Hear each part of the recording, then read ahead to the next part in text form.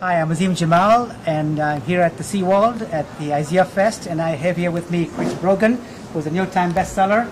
Tell us about your book. Trust Agents was a book that my co-author Julian Smith and I wrote to show people that it's okay to be human in a business and how to do it at a distance with these new web tools. What does it mean to use the internet to connect with people? How do you build awareness, reputation, and trust at a distance? Because when we meet face to face, we think things about each other. We see our clothing, how we see each other, how we look in our eyes. But how do you translate that on the web, and how do you do it in a meaningful, human way instead of being just another salesperson? So this idea of building trust, has an ingredient of some kind of giving, where you build credibility, you build some kind of ethos. Yes. And so that is part of your message. And how has it helped you in your success? Because it seems like you've been very successful with your book, as well as in the blogging community. People look up to you as an expert, as an advisor, as a key figure to learn from. So giving is everything, really, to how I got where I got. My number one message is always be helpful. The way my blog got successful is I wrote things that other people could use for their business, and I wrote things that people could take and move to the next step. So by being helpful, it gives that early karma of saying, I'm here for you, and someday I might need something, maybe you'll be here for me. Wow. And it's harder to impart that on most businesses, because business is built on, we need the profit now.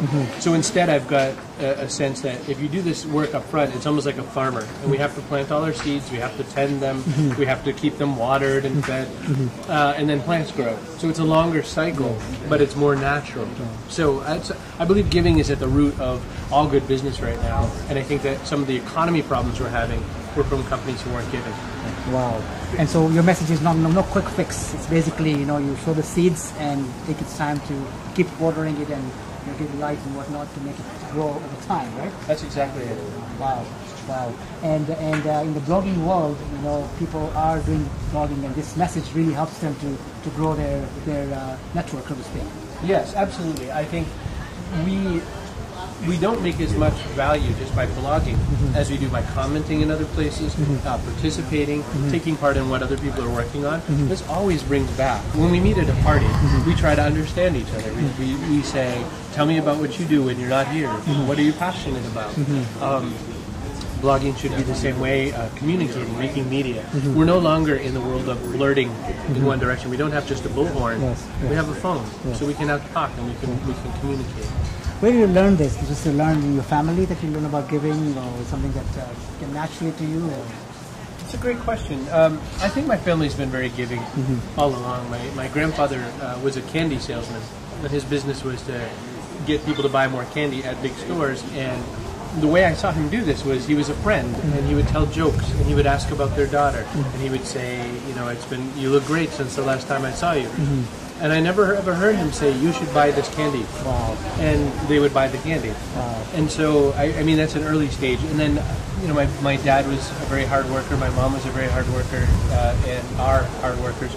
And I would say that by understanding when you don't work blindly, but you work with passion, then you can afford to give. And what we both know is that when you have nothing, it's hard to give. There's always something. You can give time, you can give support, you can give encouragement, and then when you can give money and other support in your expertise to grow a business. So I think the power of giving is absolutely important. Wow. So you talk about the ethos, pathos, and logos. Ethos is the trust building. Yeah. The pathos is the relationship in which your grandfather is selling candies. And then the logos, the logic comes later, right? Right. People go to logic too quickly and then miss out the trust which your book talked about, and the relationship which your father and grandfather talked about in their lives, right? Or there's a logic that underlies where I spend my time earning trust and giving, because they say don't bark up the wrong tree. I say that if you work with communities that matter to you, and you tend, like a farm, you remove weeds, you remove the plants that aren't yielding. You could do this in your relationship building in a kind way, and actually work with the people who you think will help you build business, and the people that you can help. Because a community is two things. Community is this group of people who support each other, and then it's a community that can sustain from each other. Just like we need insects to keep trees healthy. It's the same thing. We need, I'm an insect helping other trees.